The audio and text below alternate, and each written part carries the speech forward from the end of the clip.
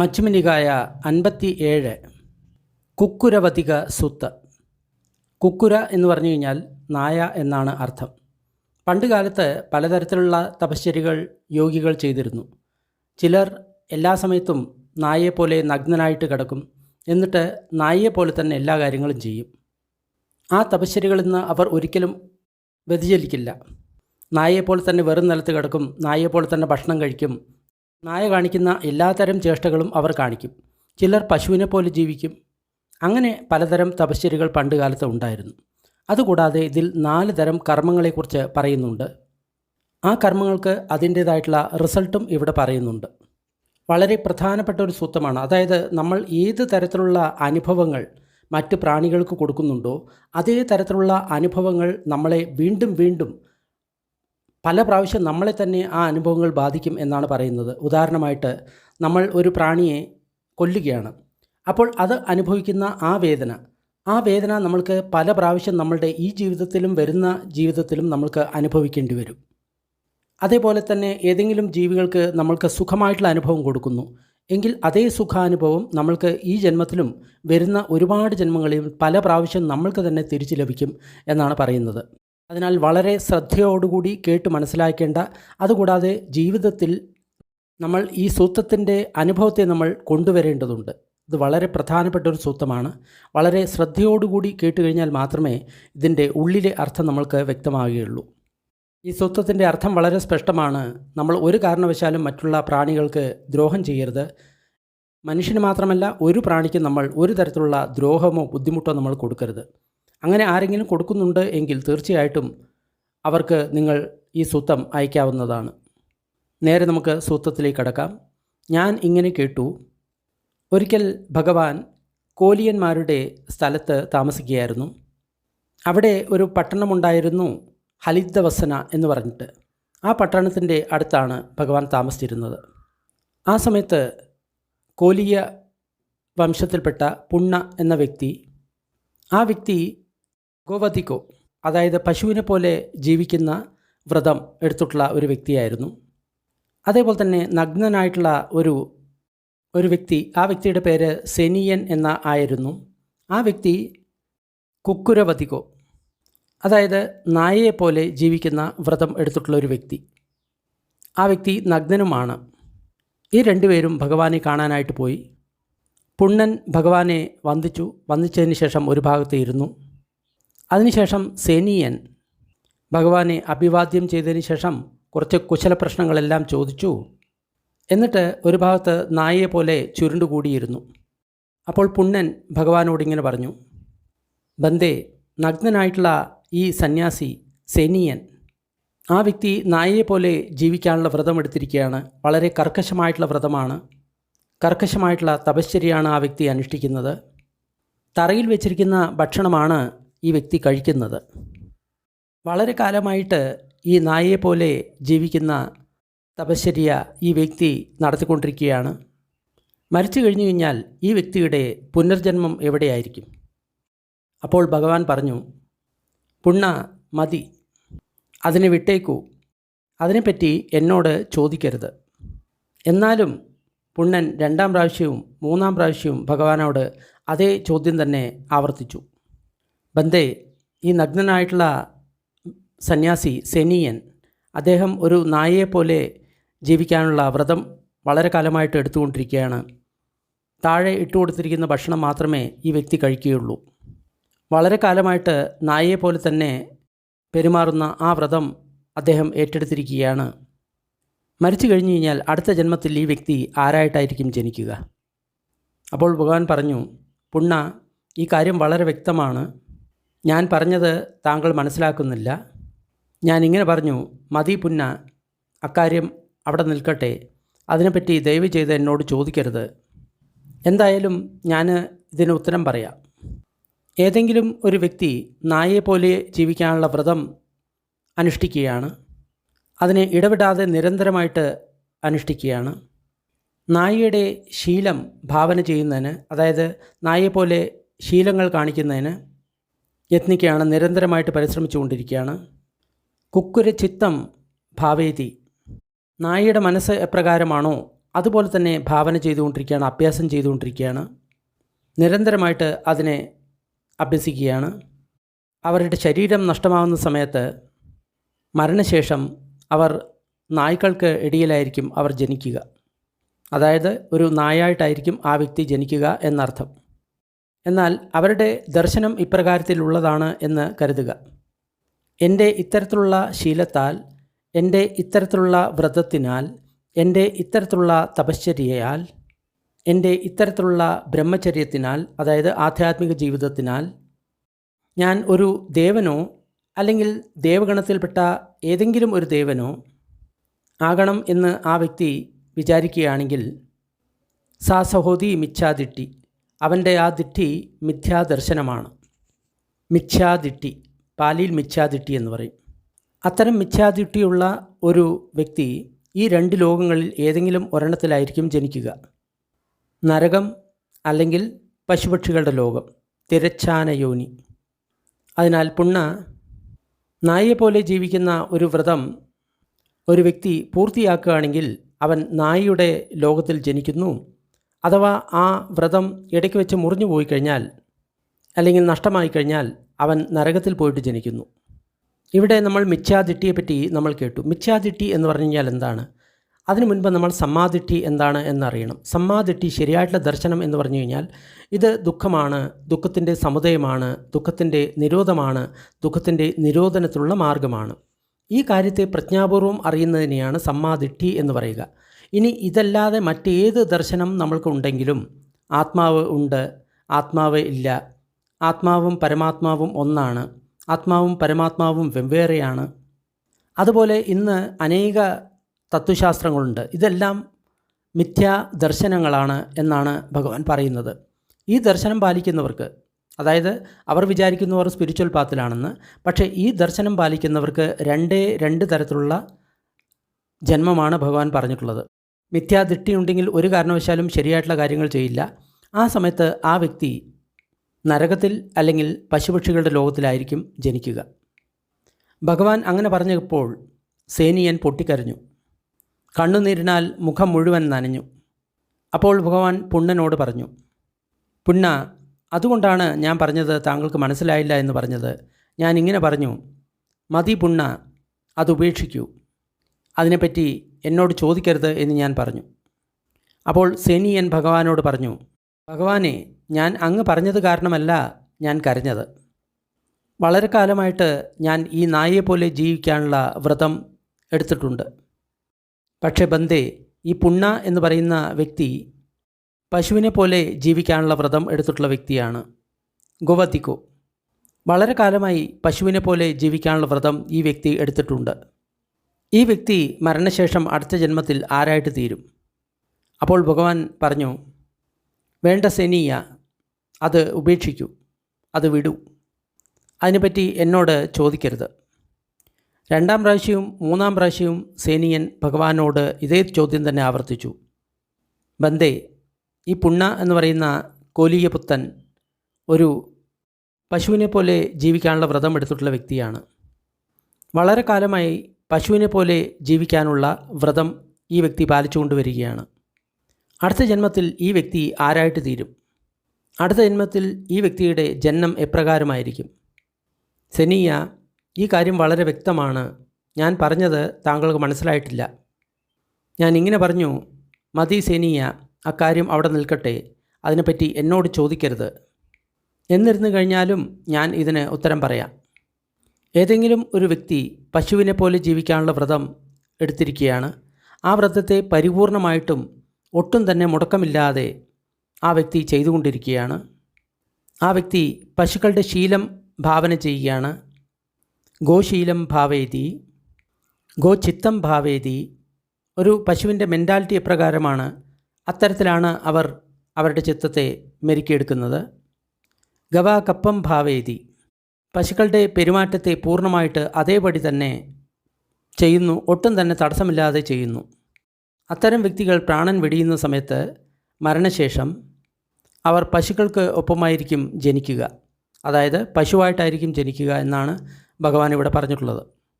എന്നാൽ അവർക്ക് ഇത്തരം ഉള്ള ഒരു ദിട്ടിയുണ്ട് എന്ന് കരുതുക.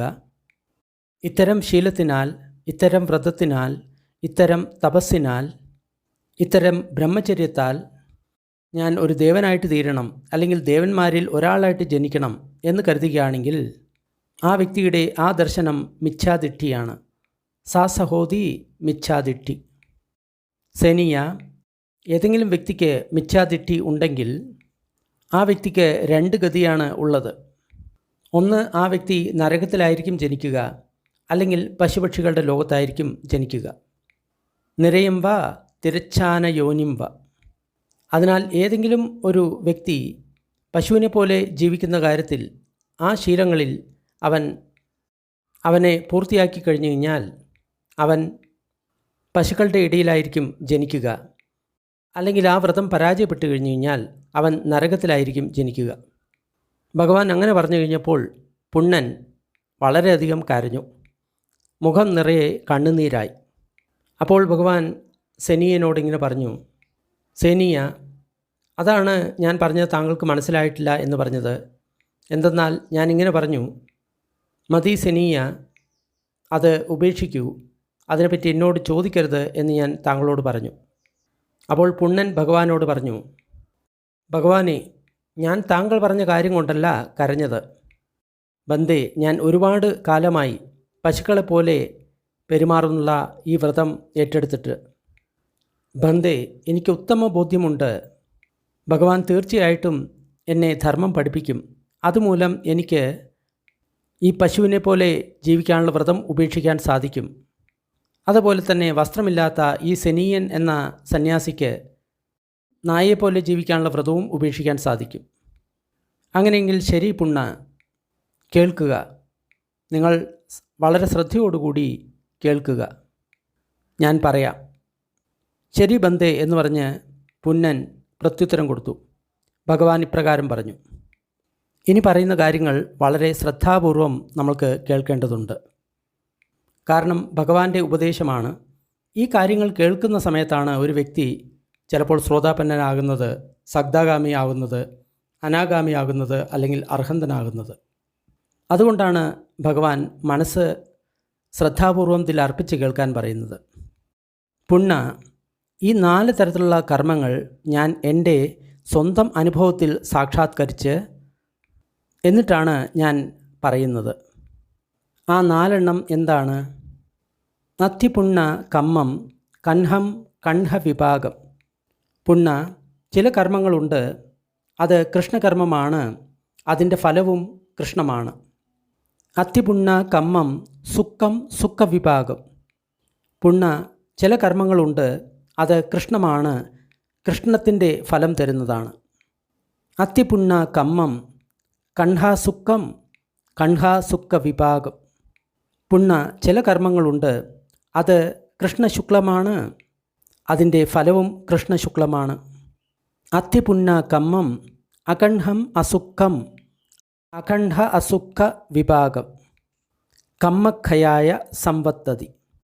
പുണ്ണ, ചില കർമ്മങ്ങൾ അപ്രകാരത്തിലുമുണ്ട്, അത് കൃഷ്ണമോ അതേപോലെ തന്നെ ശുക്ലമോ അല്ല, അതിൻ്റെ വിഭാഗം അല്ലെങ്കിൽ ഫലവും തന്നെ കൃഷ്ണമോ ശുക്ലമോ അല്ലാത്തതായിരിക്കും, അത് കർമ്മക്ഷയത്തിന് കാരണമായിട്ട് തീരും. ഈ കാര്യം നമ്മൾ വളരെ ശ്രദ്ധയോടുകൂടി അറിയേണ്ടതുണ്ട്. എന്താണ് ഈ കൃഷ്ണം, എന്താണ് ഈ ശുക്ലം? നമ്മൾ കൃഷ്ണപക്ഷം അതേപോലെ തന്നെ ശുക്ലപക്ഷം എന്നെല്ലാം കേട്ടിരിക്കും. കൃഷ്ണപക്ഷം എന്ന് പറഞ്ഞു കഴിഞ്ഞാൽ അമാവാസ്യ, ശുക്ലപക്ഷം എന്ന് പറഞ്ഞു കഴിഞ്ഞാൽ പൗർണമി. കൃഷ്ണം എന്ന് പറഞ്ഞു കഴിഞ്ഞാൽ ഇരുട്ട്, അന്ധകാരം, പാപം എന്നെല്ലാം അർത്ഥം. ശുക്ലം എന്ന് പറഞ്ഞു കഴിഞ്ഞാൽ പ്രകാശം, പുണ്യം, സുഖം എന്നെല്ലാം അർത്ഥം. അപ്പോൾ കർമ്മം കൃഷ്ണകർമ്മം എന്ന് പറഞ്ഞു കഴിഞ്ഞാൽ അത് പാപകർമ്മം എന്നാണ് അർത്ഥം, അല്ലെങ്കിൽ തെറ്റായിട്ടുള്ള ഫലം തരുന്ന കാര്യമാണ് എന്നാണ് അർത്ഥം. അപ്പോൾ നമ്മൾ കൃഷ്ണകർമ്മം ചെയ്യുന്ന സമയത്ത് അതിൻ്റെ ഫലമായിട്ട് നമ്മൾക്ക് കൃഷ്ണഫലം തന്നെയാണ് ലഭിക്കുന്നത്. അതായത് പാപം നമ്മൾ ചെയ്യുന്ന സമയത്ത് അതിൻ്റെ ഫലവും പാപം തന്നെയായിരിക്കും. അതേപോലെ തന്നെ ശുക്ലകർമ്മം എന്ന് പറഞ്ഞു കഴിഞ്ഞാൽ പ്രകാശമാനമായിട്ടുള്ള കർമ്മം, പുണ്യകർമ്മം എന്നെല്ലാം അർത്ഥം. അപ്പോൾ നമ്മൾ പുണ്യകർമ്മം ചെയ്യുകയാണെങ്കിൽ അതിൻ്റെ ഫലവും പുണ്യകർമ്മമായിരിക്കും.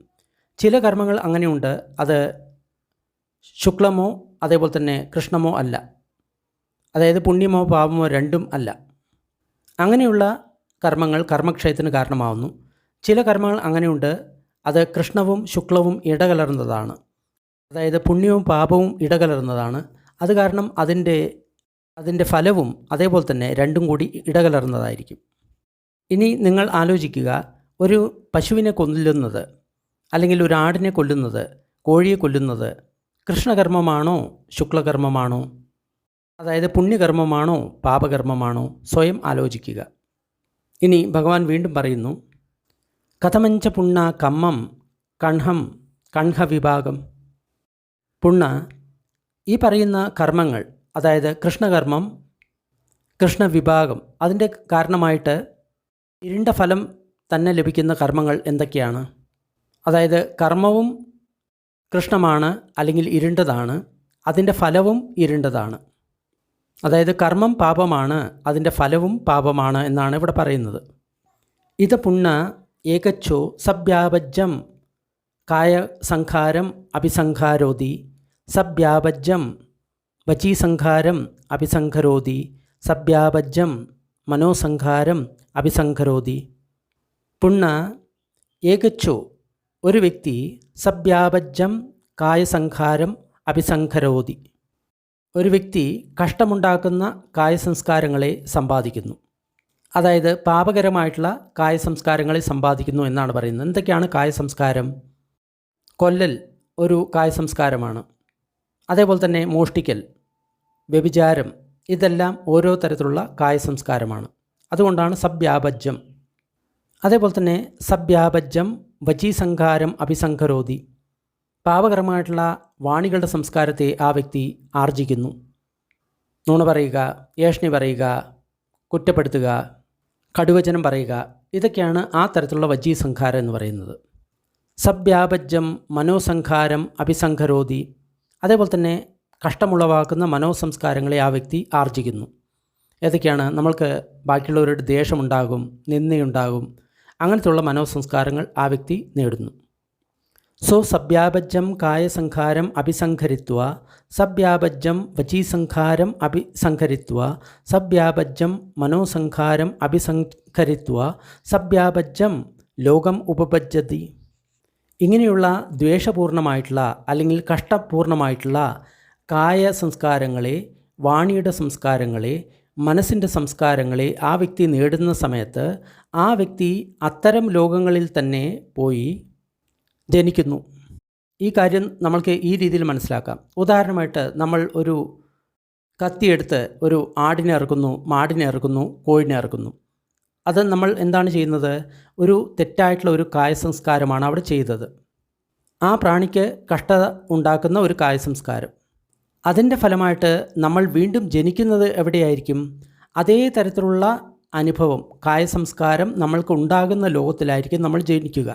അതായത് നമ്മൾ ഒരു പശുവിനെയോ ആടിനെയോ നമ്മൾ കഴുത്തറുത്ത് കൊല്ലുകയാണെങ്കിൽ ആ പശു അല്ലെങ്കിൽ ആട് അല്ലെങ്കിൽ ആ കോഴി അനുഭവിക്കുന്ന ആ ശരീരത്തിൻ്റെ ആ സംസ്കാരം, അത് അനുഭവിക്കാൻ യോഗ്യതയുള്ള ലോകത്തിലായിരിക്കും നമ്മൾ ജനിക്കുക.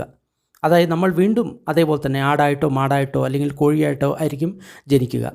അതാണ് അതേ ലോകത്ത് ആ വ്യക്തി ജനിക്കും എന്ന് പറയുന്നത്. അതിനുശേഷം അടുത്ത കാര്യം എന്താണ് സംഭവിക്കുക? തമേനം സബ്യാപജ്യം ലോകം ഉപപന്നം സമാനം സബ്യാപജ്യം ഫുസ്സന്തി. നമ്മൾ അതേ രീതിയിൽ അതേ കഷ്ടം ഉണ്ടാക്കുന്ന ആ ലോകത്തിൽ ജനിക്കുന്ന സമയത്ത് സമാനം സബ്യാപജ്യ ഫുസ്സന്തി. ഇത് വളരെ പ്രധാനപ്പെട്ട വാക്കാണ്. അതായത് നമ്മൾ ചെയ്തതുപോലെയുള്ള ആ സമാനമായിട്ടുള്ള സബ്യാപജ്യ, ആ കഷ്ടമുളവാക്കുന്ന സ്പർശം, ഫുസ്സന്തി, നമ്മളെ സ്പർശിക്കുന്നു. ഈ കാര്യം നമ്മൾ വളരെ കുറച്ച് ഡീറ്റെയിൽഡായിട്ട് മനസ്സിലാക്കണം. എന്താണ് ഈ സ്പർശം എന്നുള്ള കാര്യം? അതായത് നമ്മുടെ കണ്ണും രൂപവുമായിട്ട് സ്പർശിക്കുന്നു. അതിനെയാണ് എന്ന് പറയുന്നത്, അല്ലെങ്കിൽ സ്പർശം എന്ന് പറയുന്നത്. അപ്പോൾ നേരത്തെ എന്താണ് സംഭവിച്ചത്? നമ്മൾ ഒരു കത്തിയുമായിട്ട് ഒരു ആടിൻ്റെ അല്ലെങ്കിൽ മാടിൻ്റെ, കോഴിയുടെ അടുത്തേക്ക് പോയി കഴിഞ്ഞപ്പോൾ എന്തു പറ്റി? നമ്മുടെ രൂപം അതിൻ്റെ കണ്ണിൽ സ്പർശിച്ചു. ആ കത്തിയുമായിട്ട് വരുന്ന രൂപം അതിൻ്റെ കണ്ണിൽ സ്പർശിച്ചു കഴിഞ്ഞ സമയത്ത് എന്തു പറ്റി? അത് മനസ്സിലാക്കി ഈ ഒരു വ്യക്തി തന്നെ കൊല്ലാൻ വരികയാണെന്ന്. അപ്പോൾ അടുത്തതായിട്ട് എന്താണ് സംഭവിക്കുന്നത്? അതിന് വേദന അല്ലെങ്കിൽ അനുഭവം ഉണ്ടാകും. എന്ത് വേദനയാണ്? വളരെ ദുഃഖകരമായിട്ടുള്ള വേദന, ശരീരത്തിലും അതേപോലെ തന്നെ മനസ്സിലുമാണ് ഉണ്ടാകുന്നത്. അത് അടുത്ത സെൻറ്റൻസിൽ പറയും. അപ്പോൾ സമാനമായിട്ടുള്ള സ്പർശം ആ പ്രാണിക്ക് ഉണ്ടാകുന്നു. അത് കാരണം എന്താണ് സംഭവിക്കുന്നത്? നമ്മൾ ഈ ലോകത്തിൽ വന്ന് വീണ്ടും നമ്മൾ ആ പശുവിനെ കൊന്നതിൻ്റെ ഫലമായിട്ട് നമ്മൾ വീണ്ടും ആ പശുവായിട്ടോ അല്ലെങ്കിൽ കോഴിയായിട്ടോ ആടായിട്ടോ ജനിക്കുന്ന സമയത്ത് സമാനമായിട്ടുള്ള ആ കഷ്ടകരമായിട്ടുള്ള സ്പർശം നമ്മളെ സ്പർശിക്കുന്നു. അതായത് നമ്മുടെയും അടുത്തേക്ക് ഒരാൾ ഇതേപോലെ തന്നെ ഒരു കത്തിയുമായിട്ടോ അങ്ങനെ വരുന്നതായിട്ട് നമ്മൾ കാണുന്നു. അതേപോലെ തന്നെ സമാനമായിട്ടുള്ള സ്പർശം നമ്മൾക്കുണ്ടാകുന്നു. ഇത് വളരെ ഗാഢമായിട്ട് ചിന്തിക്കേണ്ട വിഷയമാണ്. വെറുതെ നമ്മൾക്ക് മനസ്സിലാക്കി കഴിഞ്ഞാൽ മനസ്സിലാവില്ല. പക്ഷേ കുറച്ചുകൂടി ഡീപ്പായിട്ട് നമ്മൾ ചിന്തിക്കുകയാണെങ്കിലേ ഈ കാര്യങ്ങളൊക്കെ മനസ്സിലാവുള്ളൂ. സോ സബ്യാപജ്ജൈഹി ഫസ്സേഹി ഫുട്ടോ സമാനോ സബ്യാപജ്ജം വേദനം വേദേതി ഏകന്ത ദുഃഖം സെയ്യതാപി സത്ത നരയ്യക. ഇവിടെ പറയുന്നത് അതേപോലെ തന്നെ കഷ്ടകരമായിട്ടുള്ള ആ സ്പർശിക്കുന്ന സമയത്ത് സമാനോ സബ്യാപജ്ജം വേദനം വേദേതി, ആ സമാനമായിട്ടുള്ള ആ വളരെ കഷ്ടകരമായിട്ടുള്ള അനുഭവം, വേദന നമ്മൾക്ക് ഉണ്ടാകുന്നു. അത് വളരെ കഠിനമായിട്ടുള്ള വേദനയാണ്. എപ്രകാരമുള്ള വേദനയാണ്? നരകത്തിലെ ജീവികൾ അനുഭവിക്കുന്ന വേദന പോലെ ആണ് അത്. ഉദാഹരണമായിട്ട് നമ്മൾ നേരത്തെ കത്തിയെടുത്ത് ആ പശുവിൻ്റെ അല്ലെങ്കിൽ കോഴിയുടെ ആടിൻ്റെ അടുത്തേക്ക് പോയി. ആ സമയത്ത് അതിന് സ്പർശമുണ്ടായി. നമ്മൾ വരുന്ന അനുഭവം അതിന് അനുഭവിച്ചു. അതിനുശേഷം അത് വേദന അനുഭവിച്ചു. കാരണം ആ സ്പർശത്തിൻ്റെ ഫലമായി നമ്മൾ ചെന്ന് അതിൻ്റെ അടുത്ത് ചെന്ന് കത്തി കൊണ്ട് അതിൻ്റെ കഴുത്തറുത്തു. അപ്പോൾ ആ സമയത്ത് അത് അനുഭവിക്കുന്ന വേദന, അതിനെയാണ് വേദന എന്ന് പറയുന്നത്. അതേപോലെയുള്ള വേദന നമ്മൾ വീണ്ടും ഈ ലോകത്ത് വന്ന് ജനിക്കുന്ന സമയത്ത്, അതായത് ആ പശുവിനെ അല്ലെങ്കിൽ ആ ആടിനെ കോഴിനെ കൊന്നതിൻ്റെ ഫലമായിട്ട് നമ്മൾ വീണ്ടും ജനിക്കുന്ന സമയത്ത് അതേപോലെയുള്ള അനുഭവം നമ്മൾക്കുണ്ടാകുന്നു, സ്പർശം നമ്മൾക്കുണ്ടാകുന്നു, അതേപോലെ തന്നെയുള്ള അനുഭവം നമ്മൾക്കുണ്ടാകുന്നു. അതായത് കണ്ണിൽ അത് കാണുന്ന സമയത്ത് അതേപോലെയുള്ള ഭയം നമ്മൾക്കുണ്ടാകുന്നു. കത്തി നമ്മളുടെ കഴുത്തിൽ അതേപോലെ തന്നെ വെക്കുന്ന സമയത്ത് നമ്മൾ ആ പശുവിന് കോഴിക്ക് ആടിന് കൊടുത്ത വേദന നമ്മളും അതേപോലെ തന്നെ അനുഭവിക്കുന്നു. അത് ഏകന്ത ദുഃഖം, വളരെ കഠിനമായിട്ടുള്ള ദുഃഖമാണ്. അത് എപ്രകാരമുള്ളതാണ്? സെയ്യതാവി സത്ത നരയുക. ഏതൊരു പ്രാണികൾ നരകലോകത്തിൽ ആ വേദന അനുഭവിക്കുന്നുണ്ടോ അതേപോലെയുള്ള വേദനയാണ് അത്. ഇതികോ പുണ്ണ ഭൂതസ്സ ഉപപത്തി ഹോതി. ഇപ്രകാരമാണ് പുണ്ണ പ്രാണികളിൽ നിന്ന് ഉൽപ്പത്തി ആകുന്നത്. അതായത് ഇപ്പോൾ കാണുന്ന എല്ലാ പ്രാണികളും എൻ്റെ പൂർവ്വജന്മത്തിൽ മറ്റൊരു പ്രാണിയായിരിക്കാം. ഉദാഹരണമായിട്ട് ഒരു പശുവാണ് എന്ന് എടുക്കുക. ഒരു പക്ഷേ അത് പൂർവ്വജന്മത്തിൽ ഒരു പശുവിനെ കൊന്ന ഒരു മനുഷ്യനായിരിക്കാം. അതിൻ്റെ ഫലത്താൽ അത് ഇപ്രാവശ്യം പശുവായിട്ടായിരിക്കും ജനിച്ചിരിക്കുന്നത്. അങ്ങനെ പല തരത്തിലുള്ള കാര്യങ്ങളും ഉണ്ടാവും. യം കരോതി തേന ഉപപജ്ജതി. താങ്കൾ ഏതൊരു കർമ്മം താങ്കൾ ചെയ്യുന്നോ അതാണ് താങ്കളുടെ പുനർജന്മത്തെ നിശ്ചയിക്കുന്നത്. ഉപപന്നമേനം ഫസ്സ ഫുസന്തി. അങ്ങനെ താങ്കൾക്ക് പുനർജന്മം ഉണ്ടാകുന്ന സമയത്ത് സ്പർശങ്ങൾ താങ്കളെ സ്പർശിക്കുന്നു. അതായത് 5 ഇന്ദ്രിയങ്ങളിലും നേരത്തെ ഉണ്ടായിരുന്ന ആ സ്പർശങ്ങൾ തന്നെ ഇവിടെ വീണ്ടും ആവർത്തിക്കുന്നു. ഏവം പാഹം പുണ്ണ കമ്മദായാത സത്താദൈ വദാമി. അതുകൊണ്ടാണ് പുണ്ണ ഞാൻ പറയുന്നത്, നിങ്ങൾ നിങ്ങളുടെ കർമ്മങ്ങളുടെ തന്നെ അനന്തരാവകാശിയാണെന്ന് ഞാൻ പറയുന്നത്. ഇതം വുച്ഛതി പുണ്ണ കമ്മം കണ്ഠം കണ്ഠവിഭാഗം. ഇതിനെയാണ് പുണ്ണ ഞാൻ കൃഷ്ണകർമ്മം അതേപോലെ തന്നെ കൃഷ്ണവിഭാഗം എന്ന് പറഞ്ഞത്. വിഭാഗം എന്ന് പറഞ്ഞാൽ അതിൻ്റെ റിസൾട്ട് എന്നാണ് അർത്ഥം. ഇവിടെ പറയുന്ന കാര്യം വളരെ സിമ്പിളാണ്. അതായത് നമ്മൾ ഏതെങ്കിലും ഒരു ജീവിക്ക് നമ്മൾ കഷ്ടത കൊടുക്കുകയാണെങ്കിൽ അല്ലെങ്കിൽ കൊല്ലുകയാണെങ്കിൽ അത് അനുഭവിക്കുന്ന ആ സ്പർശം, അതായത് അത് മൂലം അത് അനുഭവിക്കുന്ന വേദന, അതേ വേദന നമ്മൾ ആ കർമ്മം ചെയ്തതിനാൽ നമ്മൾ അതേ പ്രാണികളായിട്ട് നമ്മൾക്ക് വീണ്ടും അതേപോലെ തന്നെ പുനർജന്മം കിട്ടും. അതായത് നമ്മളൊരു പശുവിനെ കൊന്നു കഴിഞ്ഞാൽ ഒരു പക്ഷേ പശുവായിട്ടായിരിക്കും നമ്മൾ പുനർജനിക്കുക. പുനർജനിച്ചു കഴിഞ്ഞാൽ നമ്മൾ ആ ജീവിക്ക് ഏത് സ്പർശവും ഏത് അനുഭവം കൊടുത്തുവോ അതേ സ്പർശം നമ്മൾക്കും ഉണ്ടാകും, അതേ സ്പർശം നമ്മൾക്കും അനുഭവിക്കും. അത് ചീത്തയാണെങ്കിൽ ചീത്ത, നല്ലതാണ് എങ്കിൽ നല്ലത്. ഇപ്പോൾ പറഞ്ഞത് ചീത്തയായിട്ടുള്ള കാര്യങ്ങളാണ്. ഇനി നല്ല കാര്യത്തെപ്പറ്റി ഇനി പറയാൻ പോകുന്നു. കഥമഞ്ച പുണ്ണ കമ്മം സുക്കം സുഖവിഭാഗം. പുണ്ണ ശുക്ലകർമ്മം എന്താണ്? ശുക്ലവിഭാഗമുള്ള നല്ല കർമ്മത്തിൻ്റെ പരിണാമം എന്താണ്? ശുക്ലം എന്ന് പറഞ്ഞു കഴിഞ്ഞാൽ വെളുത്തത്, പ്രകാശമാനമായത്, പുണ്യകരമായത് എന്നൊക്കെയാണ് അർത്ഥം. ഇത് പുണ്ണ ഏകച്ചോ അഭ്യാപജ്ജം കായസംഘാരം അഭിസംഘരോതി. അഭ്യാപജ്ജം വചീസംഘാരം അഭിസംഘരോതി. അഭ്യാപജ്ജം മനോസംഘാരം അഭിസംഘരോതി. പുണ്ണ ഒരു വ്യക്തി സുഖകരമായിട്ടുള്ള കായ സംസ്കാരങ്ങൾ, അതേപോലെ തന്നെ വാണിയുടെ സംസ്കാരങ്ങൾ, മനോസംസ്കാരങ്ങൾ ഉണ്ടാക്കുന്നു. ഇത് മനസ്സിലാക്കേണ്ടത് വളരെ അത്യാവശ്യമാണ്. സുഖകരമായിട്ടുള്ള കായ സംസ്കാരങ്ങൾ എന്ന് പറഞ്ഞു കഴിഞ്ഞാൽ എന്താണ്? ശരീരം കൊണ്ട് നല്ല കാര്യം ചെയ്യുന്നു. അതായത് ഒരു പ്രാണിയുടെ ജീവൻ നമ്മൾ രക്ഷിക്കുന്നു, കൊല്ലുന്നില്ല, നമ്മൾ പൈസ ദാനമായിട്ട് നൽകുന്നു, മോഷ്ടിക്കുന്നില്ല, ബ്രഹ്മചര്യത്തിൻ്റെ പാലനം ചെയ്യുന്നു. അതുപോലെ തന്നെ മറ്റുള്ള ജീവികൾക്ക് വളരെ നല്ല സുഖകരമായിട്ടുള്ള അനുഭവങ്ങളാണ് നമ്മൾ കൊടുക്കുന്നത്. അവർക്ക് ഭക്ഷണം കൊടുക്കുന്നു, അവരുടെ 5 ഇന്ദ്രിയങ്ങൾക്കും നമ്മൾ സുഖകരമായിട്ടുള്ള കാര്യങ്ങൾ നമ്മൾ ചെയ്തു കൊടുക്കുന്നു. അതേപോലെ തന്നെ നമ്മുടെ വാണി കൊണ്ടുള്ള പ്രവൃത്തിയും മനസ്സുകൊണ്ടുള്ള പ്രവൃത്തിയും ബാക്കിയുള്ള ജീവികൾക്ക് സുഖകരമായത് ആയിരിക്കുന്നു. അതായത് നമ്മൾ പുണ്യകർമ്മം മാത്രമാണ് ഇപ്പോൾ ചെയ്യുന്നത്. അങ്ങനെ ചെയ്തു കഴിഞ്ഞാൽ എന്ത് സംഭവിക്കും? സോ അഭ്യാപജ്യം കായസംഘാരം അഭിസങ്കരിത്വ വജീസംഘാരം അഭിസങ്കരിത്വ മനോസംഘാരം അഭിസഞ്ചരിത്വ അഭ്യാപജ്യം ലോകം ഉപപജ്ജതി. അപ്പോൾ ഹാനികരമല്ലാത്ത സുഖകരമായിട്ടുള്ള ഈ കായ സംസ്കാരങ്ങളും ചിത്തസംസ്കാരങ്ങളും വജീ സംസ്കാരങ്ങളും ഉണ്ടാക്കിയതിനാൽ ആ വ്യക്തി അതേപോലെ തന്നെ സുഖകരമായിട്ടുള്ള ഒരു ലോകത്തായിരിക്കും ജനിക്കുക. അതായത് ദേവലോകത്ത് അല്ലെങ്കിൽ സ്വർഗ്ഗലോകത്ത് തന്നെയായിരിക്കും ആ വ്യക്തി ജനിക്കുന്നത് എന്നാണ് പറയുന്നത്. ആ സുഖകരമായിട്ടുള്ള ലോകത്ത് എന്താണ് ഉണ്ടാകുന്നത്? അവിടെ സമാനമായിട്ടുള്ള സുഖകരമായിട്ടുള്ള സ്പർശം ആയിരിക്കും ഉണ്ടാകുക. ഫുസ്സന്തി. അതായത് നമ്മൾ മറ്റുള്ള ജീവികൾക്ക് ഏതെല്ലാം രീതിയിലുള്ള സ്പർശം കൊടുത്തോ പഞ്ചേന്ദ്രിയങ്ങൾക്കും, അതേ രീതിയിലുള്ള പഞ്ചേന്ദ്രിയങ്ങളുടെ സ്പർശമായിരിക്കും ആ ലോകത്തും നമ്മൾ അനുഭവിക്കുക. അത്തരം സ്പർശങ്ങളുണ്ടാകും. 5 ഇന്ദ്രിയങ്ങളിലും അതേപോലെ തന്നെ സുഖകരമായിട്ടുള്ള സ്പർശമുണ്ടാകും. അപ്പോൾ എന്തു പറ്റും? സോ അഭ്യാപജ്യേഹി ഫസ്സേഹി ഫുട്ടോ സമാനോ അഭ്യാപജ്യം വേദനം വേദേതി. അപ്പോൾ സുഖകരമായിട്ടുള്ള ആ സ്പർശിക്കുന്ന സമയത്ത് നമ്മൾക്ക് സുഖകരമായിട്ടുള്ള ഒരു വേദന അല്ലെങ്കിൽ സംവേദന അല്ലെങ്കിൽ അനുഭവം ഉണ്ടാകുന്നു. ഏകന്ത സുഖം, അത് വളരെ സുഖകരമായിട്ടുള്ള ഒരു അനുഭവമാണ്. അതിൻ്റെ ഉദാഹരണം പറഞ്ഞിരിക്കുന്നത് സെയ്യതാബി ദേവ ശുഭഖിന്ന ലോകത്തെ ദേവന്മാരുടെ അനുഭവം എപ്രകാരമാണോ അപ്രകാരം ഉള്ള അനുഭവമായിരിക്കും ആ വ്യക്തിക്ക് ഉണ്ടാകുന്നത്. ഇവിടെ പറയുന്നത് നമ്മൾ ശുഭകർമ്മങ്ങൾ മറ്റൊരു പ്രാണിക്ക് നമ്മൾ ചെയ്തു കഴിഞ്ഞാൽ, പുണ്യകർമ്മങ്ങൾ മനുഷ്യന് മാത്രമല്ല മറ്റെല്ലാ ജീവികൾക്കും നമ്മൾ പുണ്യകർമ്മങ്ങൾ ചെയ്തു കൊടുക്കുകയാണെങ്കിൽ, അത് പശുവിനായാലും ശരി, പക്ഷിക്കാനായാലും ശരി, ആടിനായാലും ശരി, കോഴിക്കായാലും ശരി, നമ്മൾ ശുഭകരമായിട്ടുള്ള കർമ്മങ്ങൾ ചെയ്യുകയാണെങ്കിൽ ആ കർമ്മത്തിൻ്റെ ഫലമായിട്ട് നമ്മൾക്ക് സ്വർഗ്ഗലോകത്ത് വളരെ ശുഭകരമായിട്ടുള്ള കർമ്മങ്ങളായിരിക്കും, സ്പർശങ്ങളായിരിക്കും നമ്മൾക്കുണ്ടാകുക. ശുഭകരമായിട്ടുള്ള സുഖകരമായിട്ടുള്ള അനുഭവങ്ങളായിരിക്കും നമ്മൾക്കുണ്ടാകുക. ഇതുകോ പുണ്ണ ഭൂതസ ഉപപത്തി ഹോതി. ഇപ്രകാരമാണ് ഒരു പ്രാണിയിൽ നിന്ന് തന്നെ ഉൽപ്പന്നമായി എന്ന് ഞാൻ പറയുന്നത്. യം കരോതി തേന ഉപപജ്ജതി. നിങ്ങൾ എന്ത് ചെയ്യുന്നോ അതുമൂലം നിങ്ങൾക്ക് അതേ രീതിയിലുള്ള പുനർജന്മം ഉണ്ടാകുന്നു. ഉപപന്നമേനം ഫുസ്സന്തി. നിങ്ങൾക്ക് പുനർജന്മം ഉണ്ടാകുന്ന സമയത്ത് ആ സ്പർശങ്ങൾ നിങ്ങളെ സ്പർശിക്കുന്നു. ഏവം പാഹം പുണ്ണ കമ്മദായാത സത്താദി വദാമി. അതിനാലാണ് പുണ്ണ, ഞാൻ പ്രാണികൾ അവരുടെ കർമ്മത്തിൻ്റെ തന്നെ അവകാശികളാണ് എന്ന് പറയുന്നത്. ഇതം വുച്ചതി പുണ്ണ കമ്മം സുക്കം സുഖവിഭാഗം. പുണ്ണ, ഇതിനെയാണ് ഞാൻ ശുക്ലകർമ്മം, ആ ശുക്ലകർമ്മത്താൽ ശുക്ലവിഭാഗം ഉണ്ടാകും എന്ന് പറഞ്ഞത്.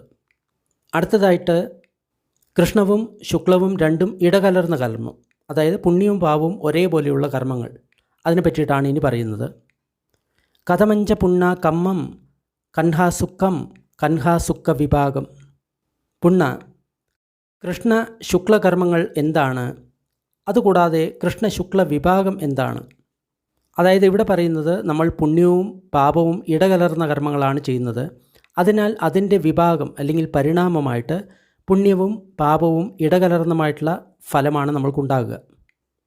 ഇത് പുണ്ണ ഏകച്ചോ സഭ്യാപച്ചമ്പി അഭ്യാപച്ചമ്പി കായസംഘാരം അഭിസങ്കരോതി. സഭ്യാപച്ചമ്പി അഭ്യാപച്ചമ്പി വജീസംഘാരം അഭിസങ്കരോതി. സഭ്യാപച്ചമ്പി അഭ്യാപച്ചമ്പി മനോസംഘാരം അഭിസങ്കരോതി. പുണ്ണ, ഒരു വ്യക്തി കഷ്ടമുണ്ടാക്കുന്നതും സന്തോഷമുണ്ടാക്കുന്നതുമായിട്ടുള്ള കായ സംസ്കാരങ്ങളും വജീ സംസ്കാരങ്ങളും അതേപോലെ തന്നെ മനോസംസ്കാരങ്ങളും ആ വ്യക്തി സമ്പാദിക്കുന്നു. ഈ തരത്തിൽ അവർ സമ്പാദിക്കുന്ന സമയത്ത് അവർ കഷ്ടവും സുഖവും ഇടകലർന്ന ലോകത്തിൽ തന്നെയായിരിക്കും അവർ പുനർജനിക്കുക. അതായത് അത്തരം ലോകങ്ങളിൽ സുഖവും ദുഃഖവും ഒരേപോലെ ഉണ്ടാവും. കാരണം അതേപോലെയുള്ള സംസ്കാരങ്ങളാണ് നമ്മൾ ഇതിനു മുൻപ് ഉണ്ടാക്കിയത്. അത് കഴിഞ്ഞാൽ എന്തു പറ്റും?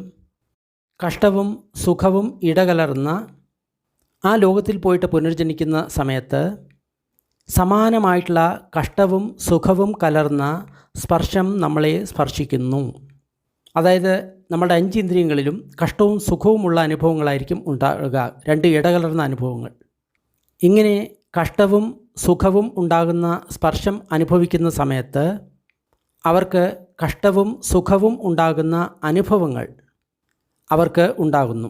അതിൻ്റെ ഉദാഹരണം പറയുന്നത് മനുഷ്യന്മാർ, നമ്മൾ എല്ലാവരും മനുഷ്യന്മാരാണ്. അപ്പോൾ നമുക്ക് ഈ രീതിയിലുള്ള സുഖദുഃഖങ്ങൾ കൂടിക്കലർന്നതാണ് നമ്മൾ അനുഭവിക്കുന്നത്. അതേപോലെ തന്നെ ചില ദേവന്മാർ, എല്ലാ ദേവന്മാരുമല്ല, ചില ദേവന്മാർ, അവർക്ക് സുഖവും ദുഃഖവും ഒരേപോലെയാണ് ഉണ്ടാകുന്നത്. അതേപോലെ തന്നെ വിനിപാതിക, ഈ പക്ഷിമൃഗാദികൾക്കും നമ്മളെപ്പോലെ തന്നെ സുഖം ദുഃഖം കൂടിക്കലർന്ന അനുഭവമാണ് ഉണ്ടാകുക. അതിനാലാണ് ഞാൻ പറഞ്ഞത് ഭൂതങ്ങളിൽ നിന്ന് തന്നെയാണ് ഉണ്ടാകുന്നത്. യം കരോതി തേന ഉപപജ്ജതി. താങ്കൾ എന്ത് ചെയ്യുന്നുവോ അതുമൂലം താങ്കൾക്ക് പുനർജന്മം ഉണ്ടാകുന്നു. പുനർജന്മം ഉണ്ടാകുന്ന സമയത്ത് സ്പർശം സ്പർശിക്കുന്നു. അതുകൊണ്ടാണ് ഞാൻ പറയുന്നത്, ഈ പ്രാണികൾ കമ്മദായാത, അവരുടെ തന്നെ കർമ്മത്തിൻ്റെ അനന്തരാവകാശിയാണ് എന്ന് ഞാൻ പറയുന്നത്. ഇതം വുച്ചതി കമ്മം കണ്ഠാസുക്കം കണ്ഠാസുക്ക വിഭാഗം. ഇതിനെയാണ് ഞാൻ കൃഷ്ണ ശുക്ല സുഖവും ദുഃഖവും കൂടിക്കലർന്ന കർമ്മം, അതേപോലെ തന്നെ സുഖവും ദുഃഖവും കൂടിക്കലർന്ന വിഭാഗം എന്ന് പറയുന്നത്, അല്ലെങ്കിൽ ഫലം എന്ന് പറയുന്നത്. കഥമഞ്ച കമ്മം അകണഹം അസുക്കം അകണഹ അസുക്ക വിഭാഗം കമ്മഖയായ സംവത്തതി. ഈ കർമ്മങ്ങൾ ഏതൊക്കെയാണ്? അകണ്ഠം അസുക്കം, അതായത് കൃഷ്ണമോ അത് ശുക്ലമോ അല്ല, അല്ലെങ്കിൽ പുണ്യമോ പാപമോ അല്ല. അതുമൂലം അതിൻ്റെ പരിണാമം കൃഷ്ണമോ ശുക്ലമോ അല്ല, പുണ്യമോ പാപമോ അല്ല. അത് കാരണം കമ്മഖയായ സംവത്തതി, അത് കർമ്മക്ഷയത്തിന് കാരണമായിട്ട് തീരുന്നു. എങ്ങനെയാണ് സംഭവിക്കുന്നത്? നമ്മുടെ മനസ്സിൽ ഇങ്ങനെയുള്ള ഒരു ചേതനയും ഉണ്ടാകുന്നു. കൃഷ്ണകർമ്മവും കൃഷ്ണവിഭാഗവും നമ്മൾ ഉപേക്ഷിക്കാൻ ആഗ്രഹിക്കുന്നു. അതായത് പാപകർമ്മവും പാപത്തിൻ്റെ റിസൾട്ടും നമ്മൾ ഉപേക്ഷിക്കാൻ ആഗ്രഹിക്കുന്നു. ശുക്ലകർമ്മവും ശുക്ലകർമ്മത്തിൻ്റെ വിഭാഗവും നമ്മൾ ഉപേക്ഷിക്കാൻ ആഗ്രഹിക്കുന്നു. കൃഷ്ണ ശുക്ലകർമ്മവും അതേപോലെ തന്നെ കൃഷ്ണ ശുക്ല വിഭാഗവും രണ്ടും നമ്മൾ ഉപേക്ഷിക്കാൻ ആഗ്രഹിക്കുന്നു. ഇതിനെയാണ് കൃഷ്ണമോ ശുക്ലമോ അല്ലാത്ത കർമ്മം എന്നും കൃഷ്ണമോ ശുക്ലമോ അല്ലാത്ത വിഭാഗം അല്ലെങ്കിൽ പരിണാമം എന്നും പറയുന്നത്. ഈ കാര്യങ്ങൾ കമ്മഖയായ സംവത്തതി, ഇത് കർമ്മക്ഷയത്തിന് കാരണമായിട്ട് തീരുന്നു. ഇതാണ് 4 തരത്തിലുള്ള കർമ്മങ്ങൾ. അത് ഞാൻ എൻ്റെ സ്വന്തം അനുഭവത്തിൽ സാക്ഷാത്കരിച്ച് ഞാൻ പറയുന്നതാണ്.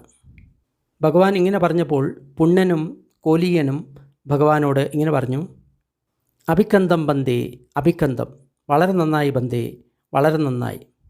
എപ്രകാരം കമഴ്ത്തി വെച്ചതിനെ മലർത്തി വെച്ചുവോ, ഒളിഞ്ഞു കിടക്കുന്നതിനെ പ്രകടമാക്കിയോ, വഴിതെറ്റിയവന് വഴി കൊടുക്കുന്നുവോ, അതേപോലെ തന്നെ ഇരുട്ടിൽ ഒരു ദീപം തെളിയിച്ച് അവിടെയുള്ള വസ്തുക്കൾ കാണിക്കുന്നുവോ, അതേപോലെ തന്നെ ഭഗവാൻ അനേക പര്യായത്താൽ ധർമ്മത്തെ വളരെ പ്രകാശമാനമാക്കി. അതിനാൽ ഇന്നു മുതൽ എന്നെ ഭഗവാൻ എൻ്റെ പ്രാണൻ നിലനിൽക്കുന്നവരെ ഒരു ഉപാസകനായിട്ട് കരുതണം എന്ന് അപേക്ഷിക്കുന്നു. ഞാൻ ഈ ജന്മം മുഴുവൻ താങ്കളുടെ ശരണം പ്രാപിക്കുന്നു. അപ്പോൾ നഗ്നനായിട്ടുള്ള സന്യാസി സേനീയൻ ഭഗവാനോട് ഇങ്ങനെ പറഞ്ഞു, അഭിക്കന്തം ബന്ദേ, അഭിക്കന്തം, വളരെ നന്നായി ബന്ദേ, വളരെ നന്നായി. കമഴ്ന്നു കിടന്നതിനെ നിവർത്തി വെച്ചതുപോലെ, മറഞ്ഞു കിടക്കുന്നതിനെ പ്രകടമാക്കിയതുപോലെ, വഴിതെറ്റിയവന് വഴി കാണിച്ചു കൊടുക്കുന്നവനെ പോലെ, അന്ധകാരത്തിൽ ദീപം തെളിയിക്കുന്നത് പോലെ, അതുമൂലം നമ്മൾക്ക് കാര്യങ്ങൾ വളരെ വ്യക്തമായിട്ട് കാണാം. അതുപോലെ തന്നെ ഭഗവാൻ അനേക പര്യായത്താൽ ധർമ്മത്തെ പ്രകാശിപ്പിച്ചു. ബന്ദേ, ഞാൻ ഭഗവാനിലും ധർമ്മത്തിലും സംഘത്തിലും ശരണം തേടുന്നു. ഭഗവാനിൽ നിന്ന് എനിക്ക് പ്രവജ്യ കിട്ടിയാലും ഉപസമ്പദ ലഭിച്ചാലും, അതായത് ഭഗവാൻ എന്നെ സന്യാസിയാക്കിയാലും ഭിക്ഷുവാക്കിയാലും എന്നാണ് പറയുന്നത്. അപ്പോൾ ഭഗവാൻ പറഞ്ഞു, സെനീയ, ഒരു വ്യക്തി മറ്റൊരു സമ്പ്രദായത്തിൽ ആണെങ്കിൽ ഈ ധർമ്മവിനയത്തിൽ ആ വ്യക്തി ഭിക്ഷു ആകണം എന്ന് കരുതുകയാണെങ്കിൽ അവർ 4 മാസം അതേ രീതിയിൽ അവർ നിൽക്കണം. 4 മാസം കഴിഞ്ഞ് ഭിക്ഷുക്കൾ തൃപ്തരായി കഴിഞ്ഞു കഴിഞ്ഞാൽ അവർക്ക് ഈ ധർമ്മവിനയത്തിൽ പ്രവജ്യ കൊടുക്കുന്നതാണ്, ഉപസമ്പദ കൊടുക്കുന്നതാണ്.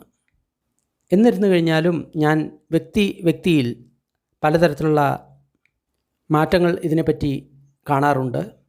അപ്പോൾ സേനിയൻ പറഞ്ഞു, ബന്ദേ, അതിന് 4 മാസം വേണമെങ്കിൽ ഞാൻ തീർച്ചയായിട്ടും 4 വർഷങ്ങൾ കാത്തിരിക്കാം. ആ സമയത്ത് ഭിക്ഷുക്കൾ തൃപ്തരായി കഴിഞ്ഞു കഴിഞ്ഞാൽ അവർ എനിക്ക് ഉപസമ്പദ തരട്ടെ, അവർ എനിക്ക് പ്രവജ്യ തരട്ടെ. അതിനുശേഷം ആ നഗ്നനായിട്ടുള്ള സന്യാസി സേനിയയ്ക്ക്, കുക്കുരവധികനായിട്ടുള്ള ആ സന്യാസിക്ക് ഭഗവാനിൽ നിന്നും പ്രവജ്യ ലഭിച്ചു, ഉപസമ്പദ ലഭിച്ചു. പ്രവജ്യ ലഭിച്ചതിന് ശേഷം, ഉപസമ്പദ ലഭിച്ചതിന് ശേഷം ആയുഷ്മാൻ സേനിയൻ ഒറ്റയ്ക്ക് താമസിച്ചുകൊണ്ട് ഇന്ദ്രിയങ്ങളെ ഉള്ളിലാക്കി ശ്രദ്ധാപൂർവം ജാഗ്രതയും ദൃഢനിശ്ചയത്തോടും കൂടി ആ ബ്രഹ്മചര്യത്തിൻ്റെ കാര്യം ഈ ജീവിതത്തിൽ തന്നെ അനുഭവിച്ചു. ഏതിനു വേണ്ടിയിട്ടാണോ ഒരു ഗൃഹസ്ഥ ജീവിതം ഉപേക്ഷിച്ച് സന്യാസിയായിട്ട് തീരുന്നത്, ആ ലക്ഷ്യത്തെ സ്വന്തം ദർശനത്താൽ സേനിയൻ കണ്ടു. അപ്പോൾ ആയുഷ്മാൻ സേനിയൻ ഇങ്ങനെ മനസ്സിലാക്കി, പുനർജന്മം അവസാനിച്ചു, ബ്രഹ്മചര്യം പൂർത്തിയായി, ഏതൊന്ന് ചെയ്യണമോ അത് ചെയ്തു, ഇനി ഒരു ജീവിതത്തിലേക്കും പുനർജന്മം ഇല്ല. അങ്ങനെ ആയുഷ്മാൻ സേനിയ അർഹന്തന്മാരിൽ ഒരാളായിട്ട് തീർന്നു. കുക്കുരവധിക സൂത്തം നിഠിതം. ഈ സൂത്രം വളരെ പ്രധാനമായിട്ടുള്ളൊരു സൂത്രമാണ്. അതായത് ഇത് വളരെ ചിന്തിക്കേണ്ട ഒരു കാര്യമാണ്. നമ്മൾ ഏതേത് പ്രാണികൾക്ക് ഏതേത് രീതിയിലുള്ള അനുഭവങ്ങൾ കൊടുക്കുന്നുവോ, പഞ്ചേന്ദ്രിയങ്ങളിൽ ഏതേത് രീതിയിലുള്ള അനുഭവങ്ങൾ കൊടുക്കുന്നുവോ, അതേ രീതിയിലുള്ള അനുഭവങ്ങൾ നമ്മളുടെ പഞ്ചേന്ദ്രിയങ്ങളിലും പല പ്രാവശ്യം നമ്മൾക്ക് തിരിച്ചു വരും. അതാണ് ഏറ്റവും പ്രധാനപ്പെട്ട കാര്യം. നമ്മൾ ഒരു വിത്ത് എറിയുകയാണെങ്കിൽ പ്രകൃതി നമ്മൾക്ക് 100 വിത്തായിട്ടായിരിക്കും തരിക. അതേപോലെ തന്നെ നമ്മൾ അവർക്ക് ഒരു വേദനയുള്ള അനുഭവമായിരിക്കും കൊടുക്കുക, പക്ഷേ അത് 100 വേദനയുള്ള അനുഭവമായിട്ടായിരിക്കും നമ്മൾക്ക് തിരിച്ചു കിട്ടുക. അതിനാൽ ഒരു കാരണവശാലും ഒരു പ്രാണിക്കും ഒരു തരത്തിലുള്ള വേദനയും കൊടുക്കാതിരിക്കുക, ഇല്ലെങ്കിൽ ഭയങ്കര പ്രശ്നമാകും. പറ്റുമെങ്കിൽ നമ്മൾ എല്ലാ പ്രാണികൾക്കും സുഖം കൊടുക്കുക. അപ്പോൾ നമ്മളുടെ ജീവിതത്തിലും വീണ്ടും വീണ്ടും സുഖം തന്നെയായിരിക്കും വരുന്നത്. നമ്മൾ എത്രമാത്രം ദുഃഖം ബാക്കിയുള്ള ജീവികൾക്ക് കൊടുക്കുന്നുവോ അതേ ദുഃഖം നമ്മൾക്ക് വീണ്ടും വീണ്ടും വന്നുകൊണ്ടിരിക്കും, അതും 100 മടങ്ങായിട്ട് വന്നുകൊണ്ടിരിക്കും. അതാണ് ഒരു വ്യക്തി പറഞ്ഞത്, നീ വിതച്ചത് നീ കൊയ്യും എന്ന് പറഞ്ഞത്. ഒരു വിത്തേ നമ്മൾ വിതച്ചിട്ടുള്ളൂ, പക്ഷേ കൊയ്യുന്നത് 100 എണ്ണമാണ്. പക്ഷേ ആൾക്കാരത് മനസ്സിലാക്കുന്നില്ല. ഈ സൂത്രം അവർക്ക് ഫോർവേഡ് ചെയ്യുക. മനസ്സിലാക്കണമെങ്കിൽ മനസ്സിലാകട്ടെ. സൂത്രം ഇഷ്ടമായി കഴിഞ്ഞാൽ ലൈക്ക് ചെയ്യുക, ഷെയർ ചെയ്യുക. ഇതേപോലെ കൂടുതൽ സൂത്രങ്ങൾ ഡിസ്ക്രിപ്ഷൻ ബോക്സിലുണ്ട്. അല്പസമയം പുണ്യവിതരണത്തിൻ്റെ അഭ്യാസം ചെയ്യാം. ദുഃഖം അനുഭവിക്കുന്ന സർവ്വപ്രാണികളും ദുഃഖത്തിൽ നിന്ന് വിമുക്തരാകട്ടെ. ഭയം അനുഭവിക്കുന്ന സർവ്വപ്രാണികളും ഭയത്തിൽ നിന്ന് വിമുക്തരാകട്ടെ. ശോകം അനുഭവിക്കുന്ന സർവ്വപ്രാണികളും ശോകത്തിൽ നിന്ന് വിമുക്തരാകട്ടെ. എല്ലാ പ്രാണികൾക്കും മുക്തി ലഭിക്കട്ടെ. നമ്മൾ നേടിയ ഈ പുണ്യത്തിൽ സർവ്വജീവികളും പങ്കാളികളാകട്ടെ. അതുമൂലം സർവ്വപ്രാണികൾക്കും സുഖവും സന്തോഷവും ഉണ്ടാകട്ടെ. ഭൂമിയിലും ആകാശത്തിലും ഉള്ള സർവ്വപ്രാണികളും അധോലോകത്തെയും മനുഷ്യലോകത്തെയും ദേവലോകത്തെയും രൂപ അരൂപ ബ്രഹ്മലോകത്തിലെയും സർവ്വപ്രാണികളും നമ്മളുടെ ഈ പുണ്യത്തിൽ പങ്കാളികളാകട്ടെ. അതിശക്തരായിട്ടുള്ള ദേവന്മാരും ബ്രഹ്മന്മാരും ബുദ്ധശാസനത്തെ സംരക്ഷിക്കട്ടെ. സാധു സാധു സാധു.